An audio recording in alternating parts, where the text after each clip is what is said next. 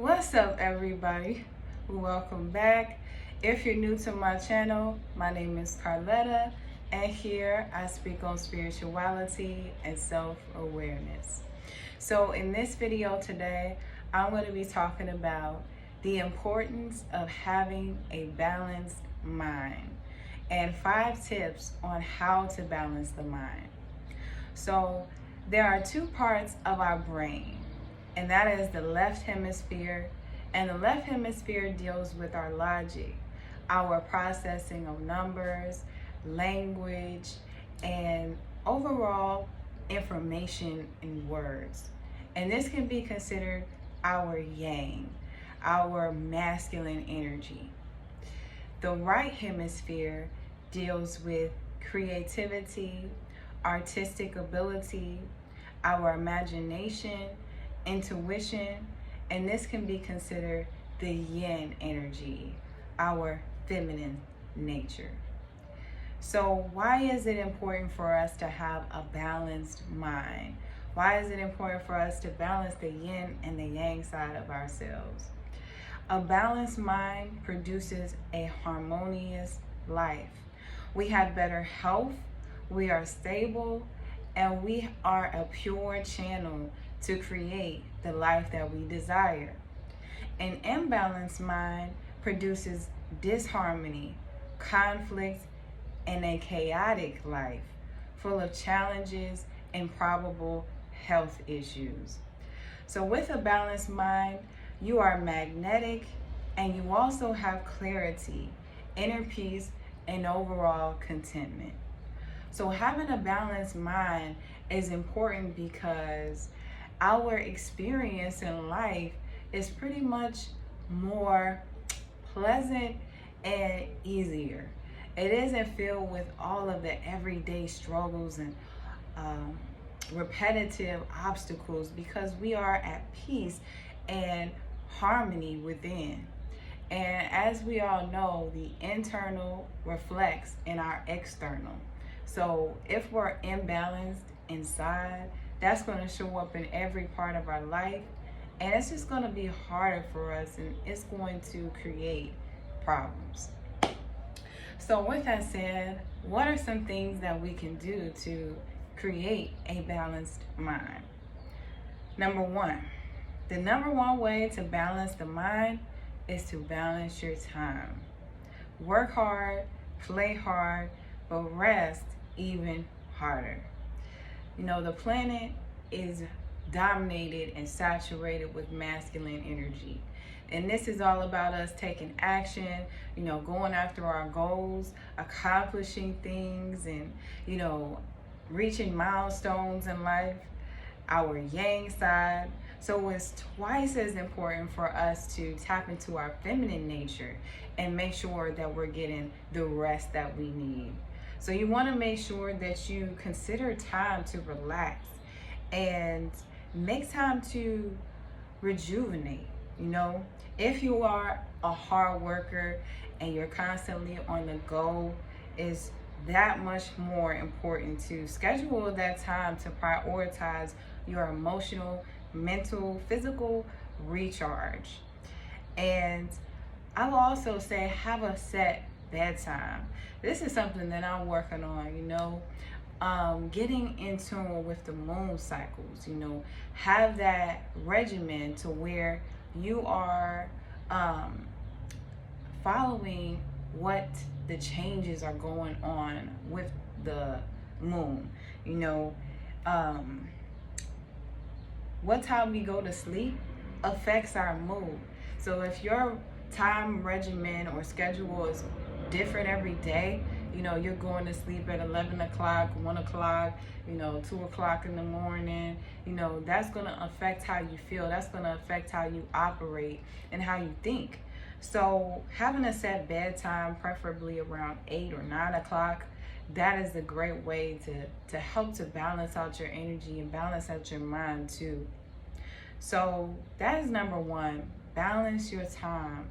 That's a great way to help you to balance your mind. Now, the second thing that is great to do to help to have a balanced mind is implement a nutrition in your routine. Nutrition and exercise, considering these parts of yourself. Take care of your body. Corinthians chapter 6, verse 19 through 20. Do you not know that your body is a temple of the Holy Spirit within you, whom you have from God? Glorify God in your body. So the more that we take care of our body, naturally we are going to be rewarded for this. How we feel plays so much of a significant role in our life. So taking care of your temple is a great way to help to balance out your mind as well. Doing activities that resonate with you, whether this be yoga or just simply taking a walk.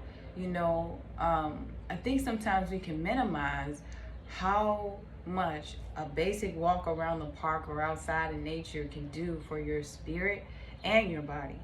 So that is number 2.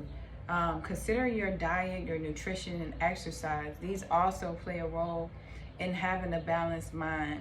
It decreases stress level and increases balance.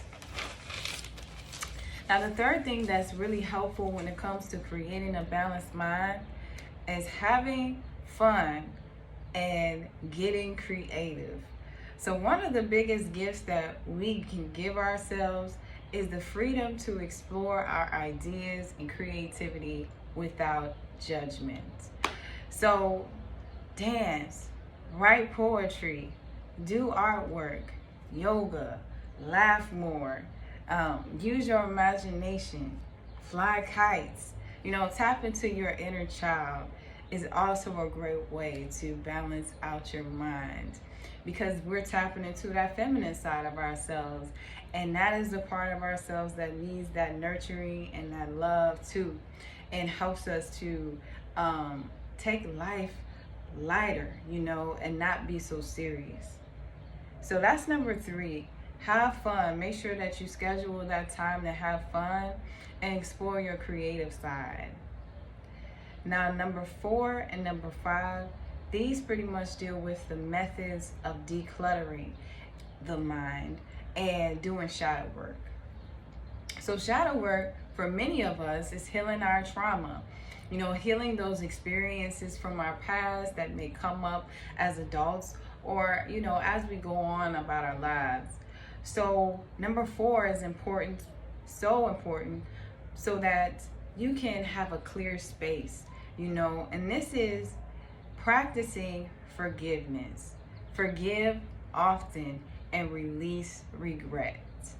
The less baggage we carry, the lighter we are mentally and energetically, leading to a balanced mind.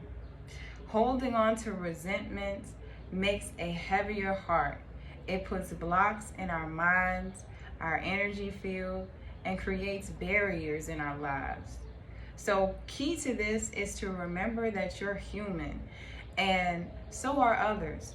So try not to let your mistakes or the choices of others dictate your happiness.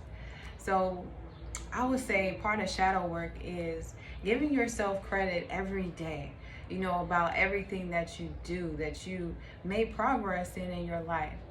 Sometimes these things can be overlooked because we're so focused on getting to the next thing, or we're so focused on, moving, or whatever the case may be. And I feel like that's just as much as important, as well as acknowledging that, if you make a mistake or if you do something wrong, that it's okay. It's not the end of the world. Forgive yourself. And the more that we forgive ourselves, the easier it is for us to forgive others and to lighten that load or that pressure that we have inside of our mind. So that's number 4. Practicing forgiveness, forgiving and releasing any regrets that you may have. And the last tip that I would say is great to help to balance out the mind is asking for help and emotional regulation. So in a world that encourages division, independence, as well it's important to keep in mind being independent is awesome, but allowing others to help you releases weight from your shoulders and increases balance.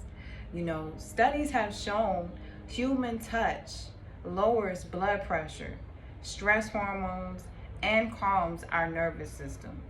So, healthy connections are good for your soul, and they also are good to implement for a more balanced mind, life, and emotional body. So finding time to make sure that you connect with others, and when you feel stressed, when you feel like your plate is overloaded and you feel like you need help, not being afraid to reach out, not being afraid to ask for that help that you need, because that's going to help you to balance your mind as well. And the last thing is emotional regulation. Being authentic with yourself and how you feel.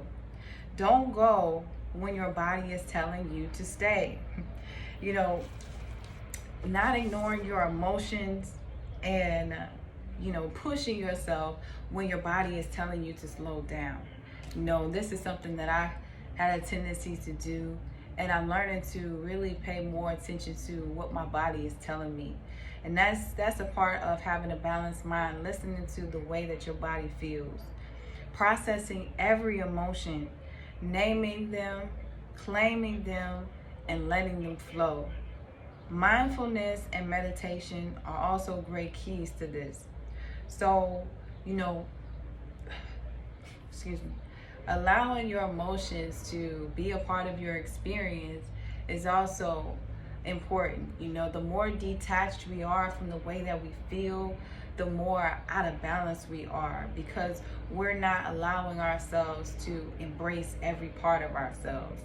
The healthier we are emotionally, the more balanced we can become. So that is number 5. Asking for help. Not being afraid to ask others for help, to lean on somebody for support, to get that help that you need, and also regulating your emotions, acknowledging your emotions, acknowledging what your body is telling you at all times, and honoring your body and what it tells you.